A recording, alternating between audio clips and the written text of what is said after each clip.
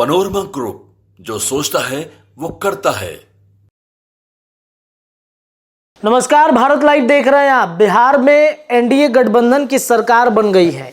अब 2024 और 25 के चुनाव के तरफ हर राजनीतिक दल अपना रुख कर रहा है, लेकिन उसके पहले नीतीश कुमार ने जो गतिविधियां बिहार के राजनीति में उत्पन्न की हैं, उन गतिविधियों में अगर बातचीत की जाए 2025 के चुनाव की, चर्चा ये होती है कि सब कुछ महागठबंधन में तो ठीक चल रहा था।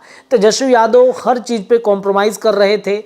रोजगार के मुद्दों पर जब क्रेडिट लेने की बात आती है तो तेजस्वी यादव पीछे हट जाते हैं, कहते हैं कि नहीं, हमने रोजगार नहीं दिया, नीतीश कुमार की वजह से ये रोजगार संभव हो पाया है। तो आखिरकार गठबंधन क्यों तोड़ा तेजस्वी यादव से नीतीश कुमार ने? देखिए, विशेष रूप से हमने जो खबरों पर चर्चा किया है, विशेष रूप से जो बातचीत की है, वो पंचनामा के माध्यम से हमारे संपादक नमन मिश्रा सर ने कर दिया है। लेकिन जो नीतीश कुमार का नारा था कि अब की बार 200 के पार, क्यों नीतीश कुमार ने ये नारा दिया? क्यों ऐसी परिस्थितियां उत्पन्न हो गई नारा देने की? क्या ये अब की पार 200 के पार महागठबंधन के साथ नहीं हो सकता था? देखिए, राजद का कोर वोट बैंक है एमवाई, यानी कि मुस्लिम और यादव, लेकिन एमवाई समीकरण क्या नीतीश कुमार के साथ कभी आ पाएगा? बाबा लगातार इस बात की चर्चा करते रहे हैं। भीतर की बात में भी हमने आपको बताया है कि कैसे एमवाई समीकरण नीतीश कुमार के साथ कभी आ ही नहीं सकता है। नीतीश कुमार का एक लॉकुस समीकरण, लॉकुस के साथ साथ अन्य जो जातियां हैं, इन जातियों के फैक्टर की वजह से नीतीश कुमार बिहार में अपनी सरकार बनाते आ रहे हैं। एमवाई समीकरण नीतीश कुमार पर कभी भरोसा किया ही नहीं आज तक। नीतीश कुमार भले ही अल्पसंख्यक समुदाय के लोग उन पर भरोसा करें, लेकिन जो यादव समुदाय के लोग हैं, जो यादव जातियां हैं, वो नीतीश कुमार पर कभी भरोसा करती ही नहीं है, जिस वजह से कहीं ना कहीं नीतीश कुमार का जो वोट बैंक था वो छटक रहा था। और इसी वजह से नीतीश कुमार आए एनडीए गठबंधन में। एनडीए में नीतीश के आने ही फुल फॉर्म में नीतीश कुमार ने ऐलान कर दिया है कि अब की बार 200 के पार। ये कैसे संभव हो सकता है? चलिए इस खबर पर विस्तार से चर्चा करेंगे कि कैसे ये हो सकता है। दरअसल आपको बता दें कि 2019 के लोकसभा सीटों में 39 सीटें और 2010 के विधानसभा चुनाव में बिहार के नेतृत्व में 206 सीटें एनडीए जीत चुकी हैं।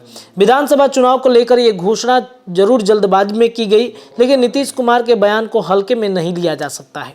उन्होंने सीटों को लेकर इतनी बड़ी बात कही तो जरूर इसके पीछे कारण छुपा होगा। सबसे पहले जानते हैं नीतीश कुमार ने क्या कहा। दरअसल नीतीश कुमार ने कहा है कि 2025 में 200 से ज़्यादा सीटें मिलेंगी। एनडीए गठबंधन 2024 में 40 सीटों पर चुनाव लड़ेगी। बात 2010 की करते हैं तो विधानसभा चुनाव में एनडीए को जबरदस्त बहुमत मिला था। तब एनडीए को 206 सीटें मिली थी। इनमें 115 जदयू और बीजेपी को 91, यानी कि कुल 206 सीटें। आरजेडी के इतिहास में सबसे कम सीटें मिली। लालू प्रसाद यादव की पार्टी महज 22 विधानसभा सीटों पर सिमट कर रह गई थी। आरजेडी के गठबंधन में शामिल लोक जनशक्ति पार्टी 3 सीटों पर जीत मिली तो कांग्रेस 4 और सीपीआई को 1 सीटें मिली थी। सीपीआईएम और माले का खाता भी नहीं खुला। 2025 आसार बड़े अच्छे दिख रहे हैं, लेकिन बिहार विधानसभा में 2025 में 200 से ज़्यादा सीटें जीतने का दावा थोड़ी जल्दबाजी हो सकती है। अभी विधानसभा चुनाव में काफ़ी समय है, इसके पहले लोकसभा चुनाव होंगे। इस चुनाव में जीत हार के बाद राजनीतिक समीकरण यथावत रहेंगे, यह कोई दावा नहीं कर सकता। पर एनडीए के वर्तमान समीकरण की बात करें तो स्थितियां अनुकूल दिखती हैं।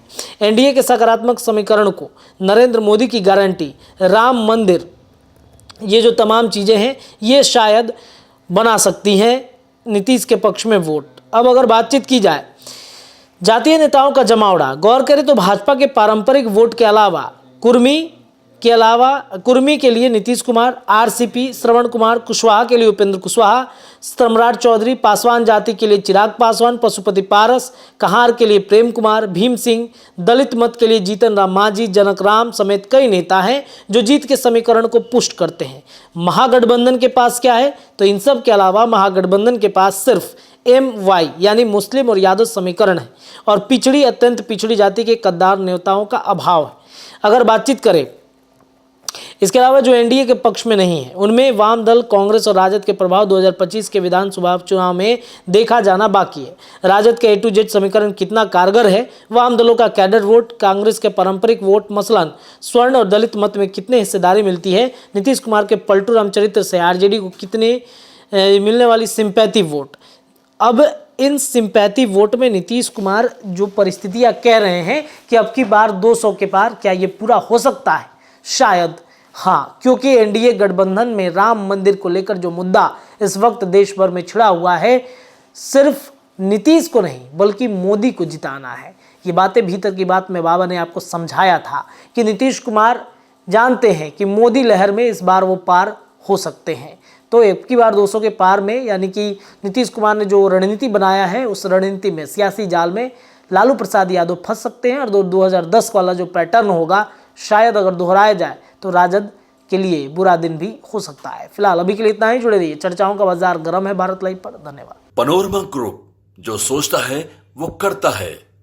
अगर ये वीडियो पसंद आई और वह बिहार के राजनीति और बिहारियत से सरोकार रखेनी तो सब्सक्राइब बटन दबा के चैनल के सब्सक्राइब कर ली। ओजे एगो घंटी बा, ओकरा बटन दबा देला से कुल सटीक और मारक खबर रुआ मुफ्त में मिल जाई। अगर रुआ पत्रकारिता के हमनी के नया प्रयोग में सहयोग कर चाहतानी तो ज्वाइन बटन दबा दी। पेटीएम नंबर नोट कर ली 9386816700। धन्यवाद।